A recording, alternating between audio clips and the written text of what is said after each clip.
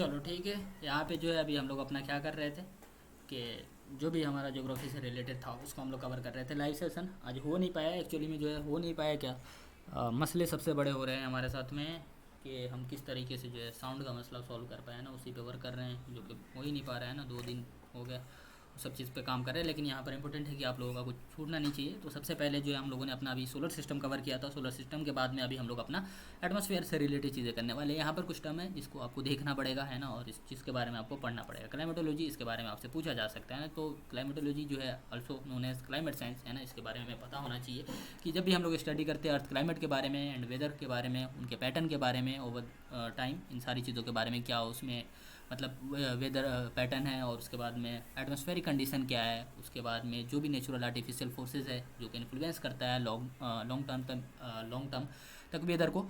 तो ये सारी चीज़ें जब हम लोग स्टडी करते हैं तो हमारा क्लाइमेटोलॉजी के अंडर में आता है। तो ओवरऑल आपको पता होना चाहिए क्लाइमेट साइंस है एक तरीके का क्लाइमेटोलॉजी, जिसमें हम लोग सारी चीज़ों के बारे में पढ़ते हैं, चाहे वो एटमॉस्फेरिक कंडीशन हो, चाहे उसके बारे में नेचुरल एंड आर्टिफिशियल फोर्सेज और वेदर पैटर्न, इन सब चीज़ों के बारे में जब हम लोग स्टडी करते हैं तो हमारा क्लाइमेटोलॉजी में आता है। इसी तरीके से ये पूछा जा सकता है, जो भी 55 का पैटर्न हो चुका है उसमें ये पूछा जा सकता है कि वर्ड क्लाइमेट जो है ये हमारा कहाँ से आया है। तो ग्रीक वर्ड है ना, जिसका मतलब स्लोप होता है टू लीन, है ना। तो klima comes from the Greek word klinein which means to lean, है ना। इस चीज़ के बारे में आपको पता होना चाहिए। एंशिएंट ज्योग्राफी में अगर आप जाते हैं तो इसका मतलब जो है एक तरीके से एक ऐसा जोन होता है, मतलब एटमॉस्फेयर का एक ऐसा जोन जो कि मतलब सेलेस्टियल पोल के काफ़ी नज़दीक होता है और ये स्लोप टाइप होता है ना। तो क्लाइमेट का मतलब एंशिएंट ज्योग्राफी के हिसाब से सेलेस्टियल पोल के आसपास में ऐसा जोन जो कि स्लोप टाइप होता है उसको हम लोग क्लाइमेट बोलते हैं ना। तो ये आपका एंशिएंट ज्योग्राफी के हिसाब से इनका डेफिनेशन है। ये सब डायरेक्ट आपसे पूछा नहीं जाएगा, इसका मतलब ज़्यादा से ज़्यादा पूछ लेगा और कहाँ से डिराइव किया गया है और क्लाइमेटोलॉजी का मतलब क्या होता है, ये सारी चीज़ आपको पता होना चाहिए। Climate is the average weather condition, है ना, for a specific location over a long period of time. देखो क्लाइमेट और वेदर इसको आपको समझना पड़ेगा। देखो सबसे पहले क्या होता है कि क्लाइमेट और वेदर को अगर आप लोग समझ लेंगे तो यहाँ पर मसला ख़त्म हो जाएगा। देखो क्लाइमेट क्या होता है कि हो सकता है कि क्लाइमेट में हम लोग जब बात करते हैं तो हम लोग स्टडी करते हैं एटमॉस्फेयर पे ही, है ना, उसके वेदर के बारे में, उन सारे कंडीशन के बारे में जिसके बारे में मैं पीछे बता रहा था कि उसकी जो नेचुरल एंड आर्टिफिशियल फोर्सेज हैं उन सब चीज़ों के बारे में कि जो जो चीज़ें जो हमारे वेदर को फोर्स कर सकता है उसके बारे में स्टडी करते हैं। लेकिन ये शॉर्ट टर्म के लिए नहीं होता है, एक लॉन्ग टर्म के लिए होता है। मिलियन ऑफ ईयर्स पे जब हम लोग डिसाइड करते हैं, मिलियंस ऑफ ईयर स्टडी करते हैं, तब उसके बाद एक जो है हमारे पास में एवरेज निकल के आता है। सपोज़ करो कि हम लोग जो स्टडी कर रहे हैं कि इंडियन ओशन पे, है ना, तो वहाँ का जो है जो ओवरऑल एटमॉस्फेयर किस तरीके से लास्ट ईयर था, है ना, फिर उसके बाद में उससे पहले एक साल कैसा था, है ना, जनवरी मंथ में फिर किस तरीके का था, 2022 के जनवरी में कैसा था, 2021 जनवरी में कैसा था। तो ओवरऑल जनवरी का जब हम 2025 में जनवरी का जब हम लोग पूरा देंगे, एक एवरेज निकाल के देंगे, तो हो सकता है कि 50 साल जो है इंडियन ओशियन के एटमॉस्फेयर पे हम लोगों ने स्टडी किया और उसके बाद में ये डिसाइड किया कि जनवरी 2025 में ये एवरेज जो है वहाँ की क्लाइमेट रह सकती है। तो ओवरऑल ये समझना पड़ेगा कि क्लाइमेट जब भी आपको कहा जाता है तो ये एक दिन एक महीने का नहीं होता है ना, पूरा का पूरा एक डिकेड होता है, पूरा मिलियन ऑफ ईयर होता है, जिसमें हम लोग एक एवरेज निकालते हैं, फिर उसके बाद में हम लोग क्लाइमेट पे बात करते हैं। उसी तरीके से हमारा वेदर क्या होता है कि एक शॉर्ट टर्म के लिए होता है। शॉर्ट टर्म ये है कि अभी हम लोगों ने डिसाइड कर लिया, मतलब डिसाइड क्या कर लिया, अभी स्टडी किया कि ठीक है इसके वजह से ये जो हमारा फैक्टर है जिसकी वजह से हो सकता है कि आने वाले समय में बारिश हो सकती है, हो सकता है कि आने वाले टाइम में 1 घंटे में 2 घंटे में 4 घंटे में जो है यहाँ पर बहुत कड़ी धूप रहेगी, टेम्परेचर जो है 32 to 35 जा सकता है ना, डिग्री सेल्सियस जो है हमारा इतना जा सकता है। तो ये हमारा वेदर डिसाइड करता है। तो शॉर्ट टर्म जो हम लोग स्टडी करते हैं वो वेदर के अंदर में आता है, बट हम लोग एक लंबे टाइम पे मतलब स्टडी करते हैं और रिसर्च करते हैं, फिर उसमें एक एवरेज निकालते हैं ना। उसी तरीके से यहाँ पर जो है शॉर्ट टर्म में करते हैं और हम लोग कल के मतलब प्रीवियस जो डाटा है उसके बेसिस पे, है ना, लास्ट ईयर वाला डाटा देखते हैं, उससे 10 साल पहले वाला देखते हैं, इन सबको जो है करते हैं। बट ये शॉर्ट टर्म का होता है ना, लेकिन हम लोग पूरा जो है एक लॉन्ग टर्म पे जब करते हैं और उसका एक एवरेज निकालते हैं तो क्लाइमेट में आएगा, वेदर में क्या होता है हमारा शॉर्ट टर्म होता है। तो ये सारे जो है कंडीशन है जिसके बारे में आपको पता होना चाहिए। और जो है हमारा जनरल जो कंडीशन होता है एटमॉस्फेयर का वो पर्टिकुलर टाइम एंड प्लेस के लिए होता है। क्लाइमेट जो है ओवरऑल पूरे एरिया के लिए होता है ना। तो इन सारी चीज़ों के बारे में आपको पता होना चाहिए। खैर यहाँ पर क्लाइमेट एंड वेदर के बारे में थोड़ा सा जो है देख सकते हैं आप लोग। वेदर जो पैटर्न है particular place over a long period, short term condition होता है ना। इसके बारे में आपको याद रखना पड़ेगा। Measure over long period of time, हम लोग जो है क्लाइमेट में लॉन्ग टर्म करते हैं, उसके बाद में measure over short period of time, कम टाइम पे करते हैं, है ना। और affected by climate system as a well as altitude and latitude, है ना। तो ये अफेक्टेड हो सकता है, अफेक्टेड बाय टेम्परेचर। देखो यहाँ पर क्लाइमेट क्या है हमारा, किस चीज़ पे अफेक्ट करता है, ये एल्टीट्यूड पे, एंड लैटिट्यूड जो है उस पर हमारा उस सिस्टम पे जो है अफेक्ट करता है। बट हमारा यहाँ पर वेदर जो है टेम्परेचर पे हो सकता है, एयर प्रेशर एंड मॉइस्चर जो है उस के बेसिस पे जो है हमारा वेदर जो है चेंज हो सकता है। तो ये याद रखना पड़ेगा कि ये फैक्टर होता है किस चीज़ पे स्टडी कर रहे हैं हम लोग अपना। अगर वेदर पे कर रहे हैं तो ये हमारा फैक्टर होगा, और उसी तरीके से अगर हम लोग क्लाइमेट पे कर रहे हैं तो ये हमारे पास में फैक्टर होगा, जिसके बेसिस पे चेंजेस और जो इंक्रीज डिक्रीज वाला जो मसला है इन्हीं सब के बेसिस पे हम लोगों को देखने को मिलता है ना। तो ये पूरा है क्लाइमेटोलॉजी वर्सेज, अच्छा क्लाइमेटोलॉजी वर्सेज मेटीरियोलॉजी है ना, इसके बारे में आपको याद रखना पड़ेगा। क्लाइमेटोलॉजी में क्या होता है कि लॉन्ग टर्म और सेंचुरीज़ के बारे में हम लोग डिस्कस करते हैं है ना, और उसके बाद में ये इसमें हमारा पूरा एटमॉस्फेरिक ज्योग्राफी जो होता है, एस्ट्रोनॉमी जो होता है उस पर डिस्कस करते हैं। फोकस ऑन पास्ट जो भी प्रीवियस होता है हम लोग उस पर डिस्कस करते हैं ना। और उसी तरीके से मेटीरियोलॉजी पे हम लोग जब डिस्कस करते हैं तो शॉर्ट टर्म में हमारा डिस्कशन होता है, और प्राइमरी एटमॉस्फेरिक साइंस पे हम लोग डिस्कस करते हैं, और focus present and near future है ना। देखो यहाँ पर क्लाइमेटोलॉजी में क्या कर रहे हैं, फोकस ऑन पास्ट प्रीवियस जो डाटा है उस बेसिस पे हम लोग कर रहे हैं। बट यहाँ पर मेटीरियोलॉजी जो है हमारा किस पे डिस्कशन करता है, प्रेजेंट और जो नियर बाई में हमारी जो चीज़ें होती है कि फ्यूचर में क्या हो सकता है ना। तो इस चीज़ के बारे में आपको याद रखना पड़ेगा। तो ये ओवरऑल जो है एक तरीके से मेटीरियोलॉजी जो हमारा स्टडी ऑफ जो वेदर होता है उसको बोलते हैं, क्लाइमेटोलॉजी जो है स्टडी ऑफ क्लाइमेट जो होता है उसको बोलते हैं। तो बेसिकली ये चीज़ें हैं, ये टर्म्स है जिसके बारे में आपको पता होना चाहिए। आगे जो बढ़ते हैं अर्थ के पास में मेन स्पेयर की बात करेंगे तो 4 स्पेयर होता है, जिसमें हमारा 5 आता है, वैसे एक को मतलब हटा दिया जाता है, मतलब डिस्कशन बहुत कम होता है। तो खैर हम लोग भी 4 पे ही डिस्कस करते हैं। तो जियोस्फीयर हमारा होता है, हाइड्रोस्फीयर होता है, बायोस्फीयर, एटमॉस्फेयर। तो ये 4 स्पेयर है जो कि हमारे किसका है, अर्थ का है ना। ये 4 स्पेयर है जिसके बारे में हम लोग डिस्कशन करेंगे। ये हमारा अर्थ का इंटीरियर होता है, उसके बाद में इसमें हमारा हाइड्रोस्फीयर में जो है water included, ocean and bodies जो भी वाटर बॉडीज़ होता है उसको हाइड्रोस्फीयर बोलते हैं। बायोस्फीयर जो भी हम लोग जहाँ पे रहते हैं लिविंग थिंग्स होते हैं ना वहाँ पर, जैसे बायोस्फीयर वाला जो हम लोग है, जैसे जंगल हो गए, जानवर हो गए, ये सारी चीज़ें हो गई। एटमॉस्फेयर जिसमें हम लोग डिस्कशन करेंगे आगे ना। तो एटमॉस्फेयर हमारा क्या होता है इसके बारे में देखो कि एक गैस का जो है ना एनवेलप होता है जो कि अर्थ के आउटर एरिया में, जहाँ पर कई सारे गैस की लेयर है ना, मतलब बहुत सारे गैस है, ऑक्सीजन, नाइट्रोजन, मतलब सबके सब कार्बन डाइऑक्साइड वगैरह, उसका जो है एक तरीके से लेयर बना हुआ है और वो एनवलप टाइप में हो चुका है ना। तो वो जो भी सराउंड है हमारे, मतलब यहाँ पे इसको समझाने के लिए ना ये लेना पड़ेगा, कहाँ गया, चलो ठीक है, इसको ना ऐसे समझो कि मतलब ये हमारा अर्थ है ना, और इसके बाद में ऐसे ऐसे ऐसे ये सब क्या है, बेसिकली एयर है हमारे, मतलब एयर नहीं मतलब गैसेस है ना।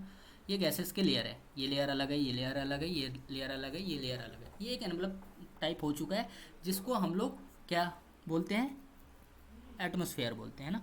इस एटमॉस्फेयर के अलग अलग लेयर है, अलग अलग टाइप है जिसको हम लोग डिस्कशन करेंगे। अब देखो यहाँ पर जो है लेयर्स ऑफ अर्थ एटमॉस्फेयर है ना। एटमॉस्फेयर के जो लेयर्स है उसमें सबसे पहले अगर देखते हैं तो अर्थ से जैसे ऊपर जाते हैं तो हमारे पास में ट्रोपोस्फेयर आता है, फिर उसके ऊपर जैसे जाते हैं तो स्ट्रेटोस्फेयर आता है, उसके ऊपर जाते हैं तो मेसोस्फेयर, उसके ऊपर जब आते हैं तो थर्मोस्फेयर, और सबसे एंड में जो आता है एक्सोस्फेयर। इसका जो है मतलब एंड कहीं पर भी नहीं है, कहीं पर जाके स्पेस में जाके टच होता है, तो जो भी है। तो यहाँ पर ट्रोपोस्फेयर जो है नियरेस्ट जो है हमारे अर्थ से ट्रोपोस्फेयर है ना, इसके बारे में डिस्कस करेंगे। स्ट्रेटोस्फेयर के बारे में जो भी डिटेल हो सकता है, देखो क्वेश्चन तुम्हारे यहीं से बनने वाले हैं ना, तो मोस्टली क्वेश्चन यहाँ से बनेंगे। और जो फर्स्ट स्लाइड में जो चीज़ें मैंने बताई है यहाँ पर 2 है, क्लाइमेट से रिलेटेड ग्रीक वर्ड जो है, और यहाँ से एक आध क्वेश्चन बनने के चांसेस है ना, क्योंकि डीप जा चुका है ये सारी चीज़। तो ये जो लेयर्स है हमारे अर्थ के, इसके बारे में तुम्हें जानना पड़ेगा। तो नियरेस्ट टू द अर्थ जो है हमारे, देखो बहुत बोरिंग है, मैं ज्योग्राफी से रिलेटेड पहले ही बताया हूँ कि बहुत बोरिंग होता है, मतलब बहुत सारी चीज़ें ऐसी होती है जो आपको मतलब मन नहीं करता है पढ़ने का, लेकिन क्वेश्चन बनते हैं। और B55 अब तो बनाना ही बनाना है इनको, तो आपको पढ़ना ही पड़ेगा।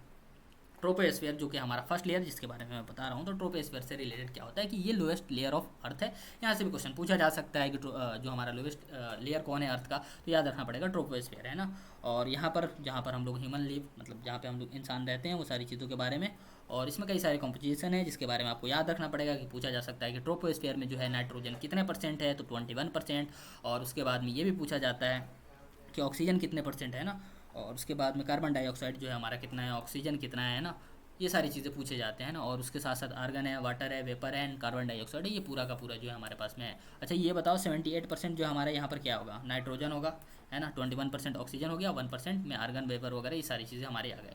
ठीक है, तो ये एक बार ना इंक्रीजिंग एंड डिक्रीजिंग ऑर्डर जो है आपसे पूछ लिया जाता है कि एटमॉस्फेयर में कौन से गैसेज जो है इंक्रीजिंग ऑर्डर में लगाई है ना, असेंडिंग एंड डिसेंडिंग ऑर्डर में, इस तरीके से आपसे क्वेश्चन बन जाता है। और ये क्वेश्चन जो है मैं दिखा भी दूंगा आप लोगों को कैसे पूछा हुआ है, तो इसके बारे में आप लोग याद रखिएगा। ट्रोपोस्फेयर से रिलेटेड जो है कि इसकी लेयर जो होती है टेम्परेचर डिक्रीज विथ हाइट, मैंने जैसे जैसे ऊपर जाते हैं ट्रोपोस्फेयर, जैसे यहाँ पे देखो है ना, तो इस पर क्या होगा कि हम लोग जैसे जैसे ऊपर जाएंगे तो हमारा टेम्परेचर क्या होता है, डिक्रीज होता चला जाता है ना। तो इस चीज़ के बारे में याद रखना पड़ेगा, ये में भी पूछा जा सकता है आपसे है ना।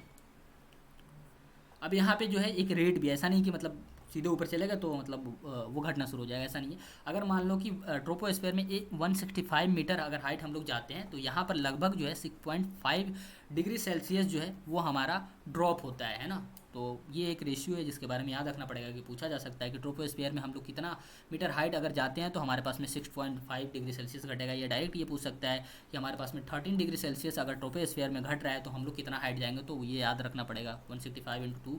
तो इसके बारे में आप लोग इस तरीके से देख सकते हैं ना। और इसी को जो है हम लोग क्या बोलते हैं, लैप्स रेट भी बोलते हैं। तो डायरेक्ट आपसे ये क्वेश्चन भी बन सकते हैं लैप्स रेट से रिलेटेड कि मान लो कि मतलब 165 मीटर हाइट ट्रोपोस्फेयर में जा रहा है, वहाँ पर 6.5 डिग्री सेल्सियस जो है डिक्रीज़ हो रहा है टेम्परेचर, तो इस प्रोसेस को हम लोग क्या कहेंगे, तो लैप्स रेट बोलेंगे। तो इसके बारे में आपको याद रखना पड़ेगा, ठीक है।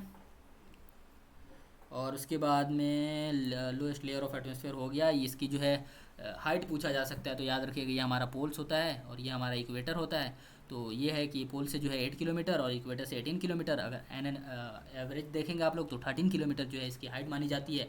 ट्रोपोपॉज जो है मतलब जहाँ पर ये ट्रोपोस्फेयर एंड स्ट्रेटोस्फेयर को ख़त्म होता है। ये देखो, ये जहाँ पे जाके ट्रोपोस्फेयर जहाँ पे ख़त्म होगा वो ट्रोपोपॉज होगा और वहीं से स्ट्रेटोस्फेयर स्टार्ट होगा। तो ये वाला जो पॉइंट होगा ये हमारा ट्रोपोपॉज होगा, यानी ट्रोपोस्फेयर खत्म हुआ और जहाँ पे खत्म हुआ वहाँ से स्टार्ट हुआ वो स्ट्रेटोस्फेयर हो गया ना। तो इस चीज़ में आपको कंफ्यूज नहीं होना है। बार बार मैं फर्स्ट स्लाइड पे लेके जा रहा हूँ, उसको याद रखना। चलो ठीक है। और उसके बाद में लैप्स रेट वही है 1 डिग्री सेल्सियस जो है 165 मीटर के बाद में, तो 1 किलोमीटर का, सॉरी वो वहाँ पे बता दिया था, 160 मीटर अगर जाते तो 1 डिग्री सेल्सियस घटता है, 1 किलोमीटर जाते तो 6.5 डिग्री सेल्सियस जाता है ना। कंपोजिशन ऑफ गैसेज देखेंगे 78% नाइट्रोजन होगा, 21% ऑक्सीजन, 1 एंड 0.9% 0.36 जो है कार्बन डाइऑक्साइड, हीलियम, ये सारे गैसेज है। तो ये इंक्रीजिंग एंड डिक्रीजिंग ऑर्डर जो है ये पूछा जाता है आपसे। उसके बाद में अगला जो है स्ट्रेटोस्फेयर, इसके बारे में क्वेश्चन बन सकते हैं, ठीक है। एक हमारा जो हुआ था मॉन्ट्रियल प्रोटोकॉल, यहाँ पर देखना जरूरी है क्योंकि यहाँ पर हमारे पास में आएगा ओजोन और उसके साथ साथ ओजोन डे, इसके बारे में याद रखना। तो ओजोन जो है इससे रिलेटेड ये है कि मॉन्ट्रियल प्रोटोकॉल हुआ था हमारा, जिसमें हम लोगों ने डिसीजन लिया था कि हमारे एटमॉस्फेयर के जो स्ट्रेटोस्फेयर में ओजोन गैसेज है उसको हम लोग डिक्रीज करेंगे, यानी उसको खत्म कर देने की कोशिश करेंगे ताकि अर्थ को हम लोग प्रोटेक्ट कर पाए, है ना। तो ये हमारा मॉन्ट्रियल प्रोटोकॉल में डिसाइड हुआ था। और ये मॉन्ट्रियल प्रोटोकॉल कब हुआ था, तो 16 सितंबर 1987 में हुआ था। तो इसके बारे में याद रखना कि कब हमारा मॉन्ट्रियल प्रोटोकॉल हुआ था। और उसी दिन यानी 16 सितंबर को हम लोग क्या सेलिब्रेट करते हैं, ओजोन डे सेलिब्रेट करते हैं। तो यहाँ से कॉन्सेप्ट निकल के आता है ना, तो इसके बारे में याद रखना। और स्ट्रेटोस्फेयर में इसलिए डिस्कस करेंगे क्योंकि ये इसी से मिलता जुलता है, ठीक है। और यहीं पे हमारा ओजोन लेयर है जो कि सीन है, विच protect from harmful UV rays जो भी हमारे आते हैं सन से, उससे प्रोटेक्ट करता है। ओजोन लेयर मतलब 30 से 35 किलोमीटर के बाद में हमको दिख जाता है। और टेम्परेचर जो है इंक्रीज़ होता है विथ एल्टीट्यूड मूविंग अपवर्ड, है ना। ऊपर की तरफ जो है अगर हम लोग जाते हैं तो टेम्परेचर बढ़ता है इसमें, है ना। और इसी की वजह से यहाँ पर कुछ किसी भी तरह का कोई क्लाउड नहीं होता है, जिसकी वजह से यहाँ पर जेट प्लेन वगैरह जो है उड़ते हैं, ये सारी चीज़ें हैं। और वही स्ट्रेटोपॉज पूछ रहा है, डिवाइड स्ट्रेटोस्फेयर एंड मेसोस्फेयर, है ना। तो यहाँ पे देख लो कि यहाँ पर जो है स्ट्रेटोपॉज जो होगा यहाँ पे क्या होता है कि ख़त्म हो गया और यहीं से जो है मेसोस्फेयर स्टार्ट हो गया, तो इसको डिवाइड करता है, वहीं पे ख़त्म होता है। यही सारा सिंपल सा कॉन्सेप्ट है। और यहाँ पर जो इंपॉर्टेंट है तुम्हारा कि पूछा जा सकता है कि कौन से लेयर में हमारा ओजोन पाया जाता है। ओजोन लेयर होता है तो स्ट्रेटोस्फेयर में होता है। 16 सितंबर को हम लोग ओजोन डे सेलिब्रेट करता है। और ये हम लोगों ने कब डिसाइड किया था, 1987 में, और कब मॉन्ट्रियल प्रोटोकॉल जब हुआ था, है ना। तो ये सारी चीज़ें याद रखना। Mesosphere coldest layer of atmosphere, ये क्वेश्चन पूछा जा सकता है नहीं बल्कि पूछा हुआ है यूजी के एक एंट्रेंस एग्जाम में। तो कोल्डेस्ट लेयर ऑफ एटमॉस्फेयर हमारा कौन होगा, मेसोस्फेयर होगा। और उसके साथ साथ जो है टेम्परेचर डिक्रीज होता है विथ एल्टीट्यूड, है ना। टेम्परेचर डिक्रीज होता है इसमें, है ना, विथ एल्टीट्यूड, इसके बारे में याद रखना। सॉरी, थर्मोस्फेयर, इसके बारे में याद रखना। हॉटेस्ट लेयर, जिस तरीके से यहाँ पर कोल्डेस्ट लेयर पढ़ रहे थे हम लोग, यहाँ पर जो है हॉटेस्ट लेयर हमारा कौन हो जाएगा, थर्मोस्फेयर हो जाएगा, है ना। इसके बारे में याद रखना। टेम्परेचर जो है इंक्रीज होता है विथ एल्टीट्यूड, इसके बारे में देखो, temperature increase decrease with altitude, इसके बारे में याद रखना। और इसको जो है थर्मोस्फेयर को ऑल्सो नोन एज आयनोस्फेयर, है ना। इस चीज़ के बारे में याद रखना क्योंकि यहाँ पर हमारा जो है आयंस होता है जो कि रिफ्लेक्ट करता है रेडियो वेव से। जैसे हम लोग यहाँ से जो भी रेडियो वेव्स वगैरह भेजते हैं तो उससे जो हमारा रिफ्लेक्ट करके हमारे पास में जो भी डाटा आता है, तो इसी थर्मोस्फेयर जहाँ जिसको हम लोग आयनोस्फेयर भी बोलते हैं ना, तो इसमें आपको कंफ्यूज नहीं होना। उसके बाद में यहाँ पर कर्मन लाइन होता है और उसके बाद में बाउंड्री होता है अर्थ एटमॉस्फेयर का एक्सोस्फेयर से, है ना। तो इसके बारे में याद रखना। जिस तरीके से हम लोगों ने कल पढ़ा था ना, दो जो है 4 के बाद में 4 जो हमारा प्लैनेट था, उसके बाद में एक जो था हमारे पास में बेल्ट था, उसके बाद में एक और बेल्ट था, है ना। उसी तरीके से है ये भी। उसके बाद में ये था इंपॉर्टेंट जिसके बारे में आपको पता होना चाहिए। एक तो याद देख लेना आप लोग कि टेम्परेचर से रिलेटेड वाला सीन है, एंड गैसेज वाला जो है इंक्रीजिंग एंड डिक्रीजिंग, और हॉटेस्ट एंड कोल्डेस्ट, और मॉन्ट्रियल प्रोटोकॉल कुछ डेट वगैरह थे। और उसके बाद में कुछ जो वर्ड्स वगैरह जो थे ग्रीक वगैरह से आए थे, उसके बारे में देख लेना।